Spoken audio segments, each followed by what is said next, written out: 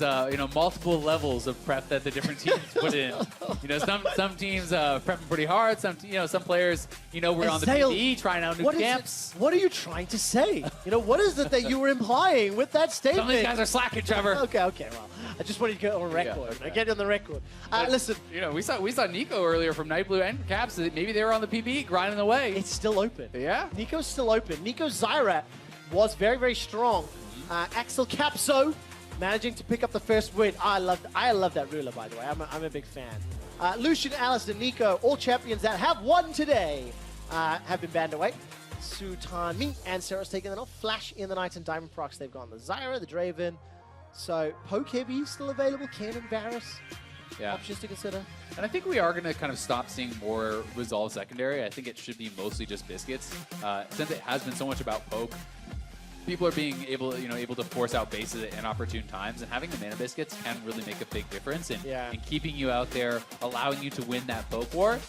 So I do think that especially with some of the Resolve nerfs that have come through, especially with bone plating getting kind of weaker in recent patches, I am expecting more and more people to just be going pure biscuits. It seems like it's a lot about Comet, it's a lot about inspiration secondary, and trying to win that poke war. All right, Hazael, if you were Ceros, you had this beastly Heimer, would you play in a 2v2? I don't think it fits. I don't think its strength is that great. Hey, I mean, we saw that Yarnan actually won the 2v2 at Rift Rivals. Yep. Right? So, and that was, he has used his Heimer in the past to do that. Has certainly been very successful there. I think that you could. I think that the scary part about bringing out a Heimer in a 2v2 is if you are going, against something that is much longer range, then maybe you're going to kind of struggle there. But we've seen people be able to work around that. If the other team is going for poke, well, you're just focusing on shoving the minions. Heimer still has decent poke with his rockets, but for now, we are not going to see that Heimer. Yeah, unfortunately not. It's going to be the Xerath Jhin. Once again, poke, something we're seeing a lot. I love Brand Annie. The all-in level 6 is going to be terrifying. Yeah. And that's a double kill. Like, Brand Annie with Tibbers Pyroclasm kills anything. Just end of story.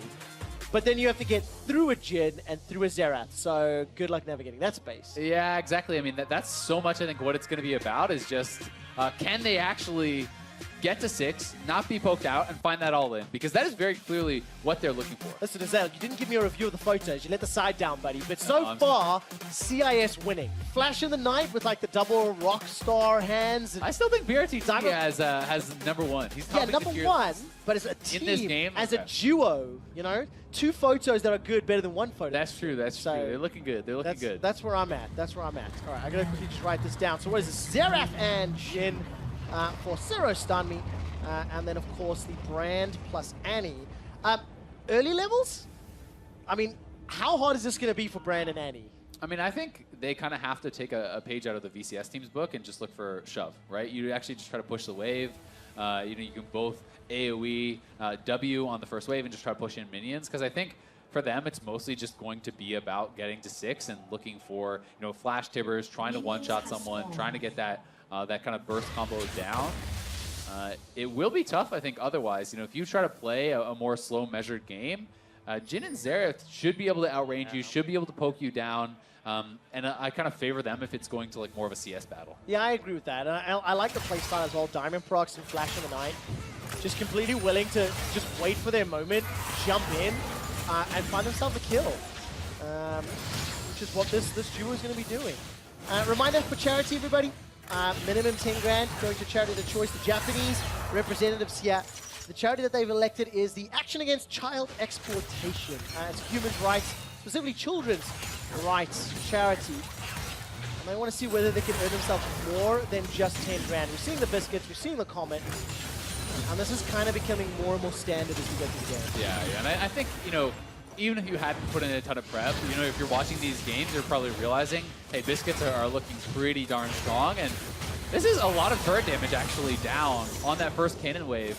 Getting a good chunk down on the turret, pushing them so far back. I mean, I remember back in the day when there was a lot of talk about Annie and her auto-attack range being pretty good and helping out, but into a Varus and Jhin and a Xerath, it's not going to help you that much. And Diamond is playing really far back. Like, he's respecting the poke that can come down. It's tough because if he steps forward and you do get stunned, you can get stunned into a Jhin route, you can take a tremendous amount of damage, and you need to stay healthy enough that if the opportunity for an all-in presents itself, you can even go, right? Because if you're already chipped down, doesn't matter if you're 6, doesn't matter if you have that opportunity because you're going to lose the all-in. So we'll see if they're going to be able to pull that off and how relevant they're going to stay as far as the farm. But at least for now, you can see FlashNDNight trying to posture a bit more. Oh, very good stun. Sutanmi's in a spot to back away. FlashNDNight set that up, but I think DiamondProx was caught by a shocking orb on the top side of the map. So they end up trading studs, trading HP, and consumables still in advantage. Ceros has got a punch. Yeah, exactly. Pretty much all the potions gone now, just that one remaining. They did get heal out, which is pretty big deal. Getting that heal out post, early pre-level 6 rather, is going to be a really nice advantage for their team. Yeah, I actually missed that one. Well spotted the Zale. While that was happening, DiamondProx just got shut down really, really low. Once again, eating the stun, eating a full burst combo. Yeah, and it looked like he has Null Orb that did get proc there, so the kind of mini Hexdrinker rune is already gone for him. He did not take biscuits, so back to base. He's going to grab boots.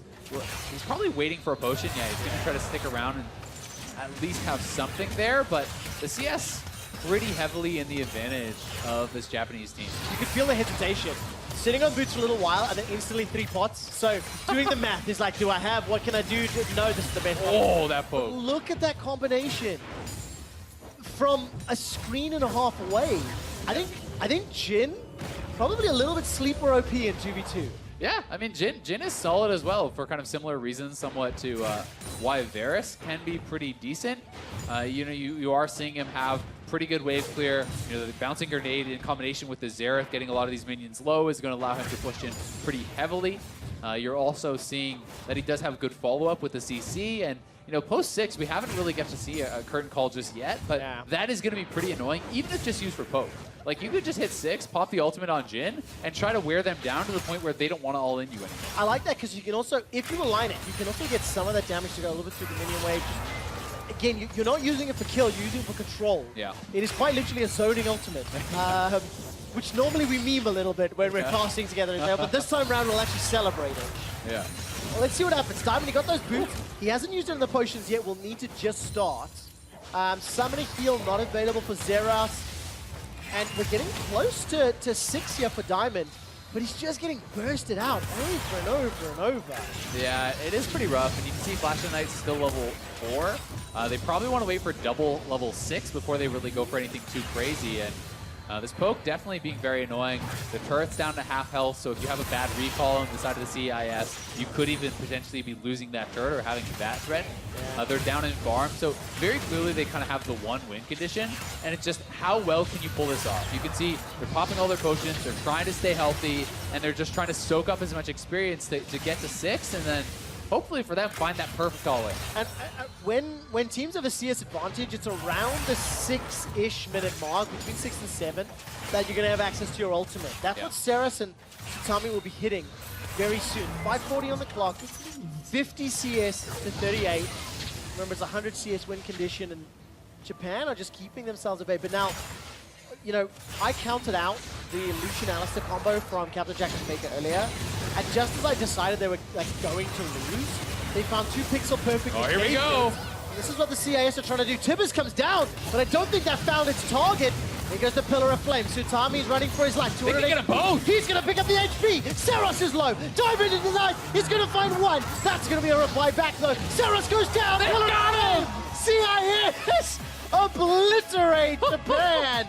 And that was just nicely set up. That was incredible. I actually can't believe they got not 1 but 2 kills with the first level 6 all-in, and that was just so well done. They both kind of had these little 1v1 skirmishes. They're both winning on either side there, and they're able to just get both kills straight up running them down. Zale, I got so excited I gave them a new nickname. I think I yelled Diamond in the night. Hey, that one's pretty good too. Hey, I'm gonna ship it. I'm gonna ship it. Flash in the diamond. That was in the it. night. Flash in the Diamond Knight. They managed to pick themselves up kill. Flash in the Knight and DiamondProx, the Annie brand combo. Very nicely done. And this is just the back end of the fight. Yeah, Tibbers had actually been initially used on the Jin. Jin flashes out of there. Brand is chasing him down. the whole time, DiamondProx is in there, weaving in his autos, going for that chase down. Brand is able to get 6. He has the ultimate, throws that down, nailing all the skill shots, and they're like, no, how did we lose? Both of us died. Oh, unbelievable. Really fun to Look at that reaction, too. They're pumped. Flash of the Night, pretty intense there. Really wants to win. So that'll be the first win on the right-hand side of the bracket for the CIS.